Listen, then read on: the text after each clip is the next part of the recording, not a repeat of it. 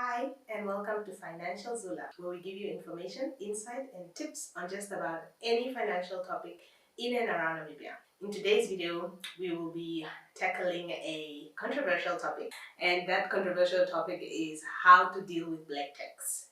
We have, like some of us, if not all of us, have experienced that guilt of you have to help this kid go to school, or things like no, now you've made it in life, and like this person has made it in life, now they don't want to contribute to family things anymore, they don't want to help us out.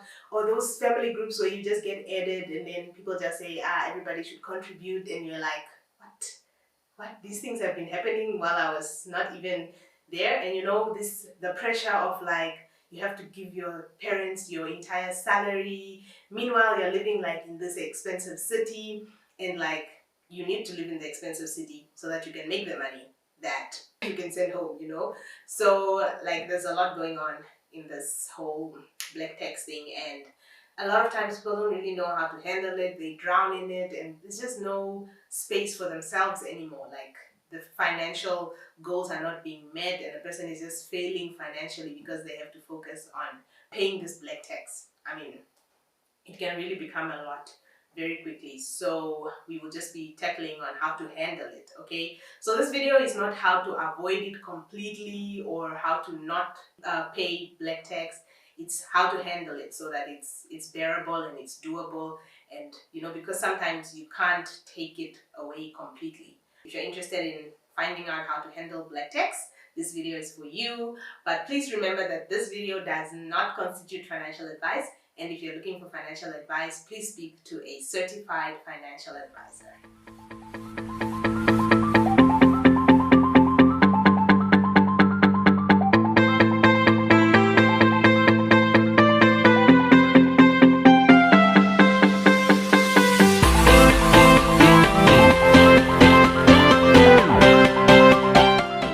Okay, so before I tell you how to handle black tax and make it manageable, let's just talk about what black tax is. Okay, like what is black tax? All right. So yeah, for those of you that do not know, it's not an actual tax that you pay to the government.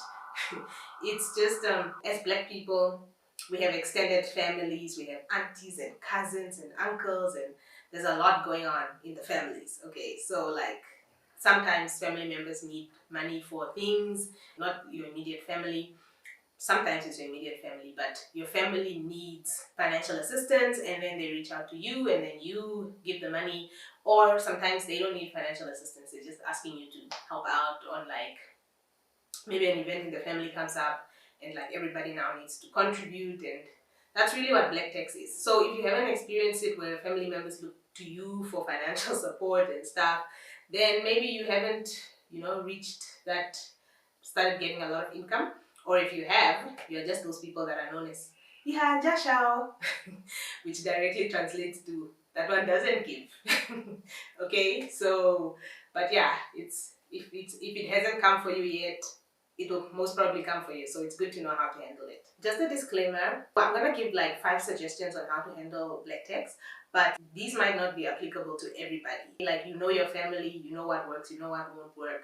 Also, this is not a video for you to go make enemies with your family. So you're just sitting there like, no, Financial Zula said that this is what I should say when people ask me for money, people from my family, and then now you're making enemies because of Financial Zula. No, please. This is a suggested video, and like you can pick and choose and alter and change to fit your family and fit what will work for you, especially like what will work for you personally. So choose your battles. The start to handling black tax or managing black tax is you become independent in terms of the family circle. You are the type of person that stops being dependent on your family when it comes to financial means. You need to stop being that person that needs to be bailed out. Whenever there's a problem, it's always you that people have to help out, okay? So what happens is people look at you like, oh, this one can handle themselves. And like it becomes a thing of like, even if we ask them for money and they don't give us, it's fine because they don't need us, okay? Not necessarily like that, but then it also encourages other people in your family to become the same, to also become the people that don't need to be bailed out for every little financial thing. So it encourages them to also be like, so if this person never needs us. So I also have to become this person that doesn't need them, you know. It's not the easiest butterfly effect to pass on, but it's one that can work, okay? What you do is, how do you make it happen? Because it's not that easy to become completely independent of your family financially if you are that person.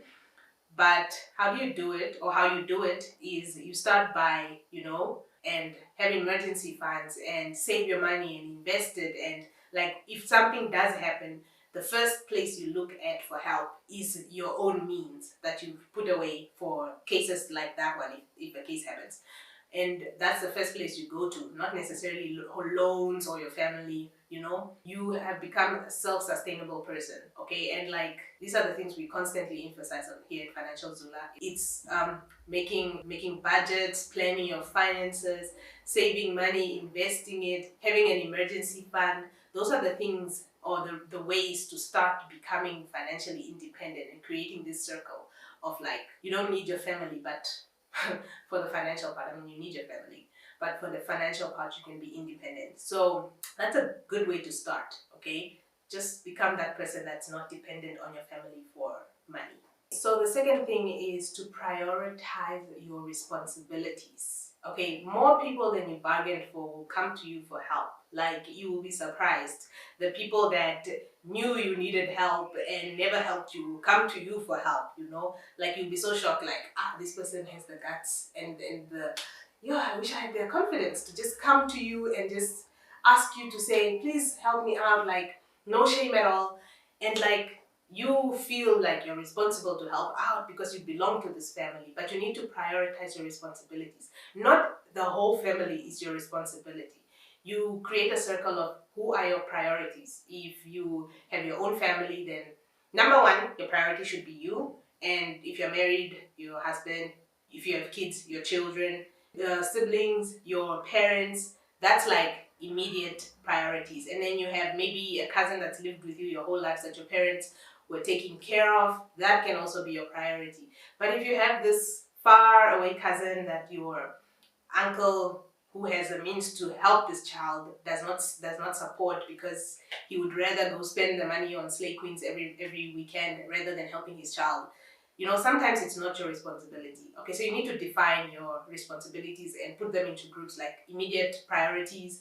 These are my people that I'm responsible for, so that you're not falling into helping the whole family, because like, you really can't, especially black families. You guys are probably like 30. You're not gonna help everybody. So you need to prioritize. And like, I know that there's also this thing where people guilt trip you by coming to you and saying, no, this person never helps, and then they just make you feel bad. And then you're like, they're starving because you have to help somebody else. Like, it's okay to be selfless, but don't be selfless to a point where it's detrimental to yourself, where you are killing yourself in the process. Don't do that. Set your priorities and always remember that you are number one priority. You know who you are responsible for. Exactly. The next point I will emphasize on, it's very, very important that you set your limits. Setting your limits is not limited to like an amount, but it's also limited to who you're responsible for. And very important, setting your limits also includes communication. If there is something that you are not happy with, you say, look guys, this is not what I'm not comfortable with this. I don't like it when you just come to me 2 days and you're like, I want, or on that day and you're like, I want the money now, give it to me now, this is an emergency. You need to communicate with your family your limits in terms of what you like and what you don't like. So that also includes it. So your communication limits, your money limits, and your circle of responsible people limits. So the people that you're responsible for, that's a limit as well. You said to say, I am only responsible for this number of people and I'll help this number of people, and you're not responsible for anybody else. And then the money limits. This is also very important. You set an amount that you are willing to contribute to Black Tax. And it's in your budget where you're like, this is the amount I'm willing to give to my family every month when they need it, okay? So what this helps with is, okay, so make sure that when you set this amount, it's a reasonable amount. So that if you happen to help and you finished, or you've maxed out on that limit, you've given it all away, you don't feel bad and try to give more, because you knew that the amount you had given was more than enough. It was ample, it was perfect and like there's nothing else you could have added or taken away from it. Okay, so set a reasonable limit so that you don't feel bad when you max out. But the important thing is with the limit is that like you don't have to tell people what your limit is. Okay, tell people what your limits are with communication, but you don't have to tell them what your limits are with the amount that you're giving. What, like when you tell people, for my black text I'm only willing to give 3,000 a month, you know, what that does is now person A, cousin A knows you have a limit of 3,000, so they can just come to you and say, give me 500, because they know you have a budget for it and you're willing to give that much away. So don't communicate that. It's up to you. It's a personal thing. It's between you and your budget. If they ask for it, you give it. If they don't ask for it, great. You have additional income to save up, to invest, to do more for yourself, you know. So you don't have to tell people your money limit for black text, but do have one, so that in the case where people come and come, you have a limit to say, well, I've maxed out now, I don't have anything else, and you don't feel bad about it. So yeah, set your limits. The fourth thing is to set a deadline. If you are helping somebody out in the family, example is you're helping somebody start a business, right? Get into conversation with this person and say, hey, I'm only going to help you with the starting up of your business for 3 months. After that, you're on your own. I'm sure by then your business would have picked up, you would have started making income for yourself, you know? So you need to set a deadline. You need to know when you stop helping somebody. You cannot help somebody until forever. But don't just have a deadline in your mind. Communicate the deadline to the other person so that the person also knows, oh, this person is only going to help me up to this date, and they are serious because they have told me, hey, homegirl, after 3 months, we are done. So deadlines just, they help the person, also push the person to help themselves. And another thing is when you help somebody out, also try to see, like, is this person also helping themselves? Because it's pointless for you to set a 3-month deadline for somebody that's not even doing anything for themselves, really. It's a rough one because sometimes you need to help somebody for like a lifetime, you know, which you shouldn't, you know. Like if it's a little sibling and you guys live together, your deadline can be like, once this person gets a job, I'm out, you know. So you push the person towards, they must get a job, and you must see there's progress and this person is actually making an effort to get a job or the likes, you know. So the deadline just helps also the other person know that there's limits to the way you work, or there's limits to your assistance. Okay, don't get stuck into becoming the lifetime parent of your family, or becoming the black tech supplier for the family. Don't do that. Set deadlines and real cutoffs, and you really apply them, and you don't feel guilty about them because you have communicated them, and because the other person is also aware that, yeah, this person already told me. The final how to handle black text tip is to not reveal your financial information to your family. Okay, I mean, sometimes with your closest family it's okay, but like as you go on, you don't have to tell people your financial information. You don't have to tell them your financial goals. You don't have to tell them how much you get paid, when you get paid, because people will call you on your payday like, hi, how are you? Just because they know you got paid and you might be in a good mood for some people. And like now they want to also tap into that good mood, you know. Don't tell people your financial goals because they'll come for you, you know. Don't, I mean, this is a difficult one again, because for some people it gives them joy to do this. But like when you buy yourself something expensive or you take yourself out on trips, you don't have to share this with them, you know, so that, because when they look at you, they're like, oh, this person is always spending money on expensive things and taking themselves out, but they never give to the family, you know. I mean, these things are for your peace. You worked for the money, you worked for the soft life, and now people are gonna make you feel bad for it. So you don't have to reveal this type of information to people. Try to keep it to yourself as much as possible, because that's really how you're gonna keep people away from you, okay? Yeah, that is about everything. I was really talking to myself here, like I was generally talking to myself, but I really hope that this help you handle your black text better, and you can just be a good person for yourself, and a good financially for yourself, and reach your financial goals, instead of constantly just being drained and put into stress positions and put into depressing positions because you have to give money to everybody else except yourself.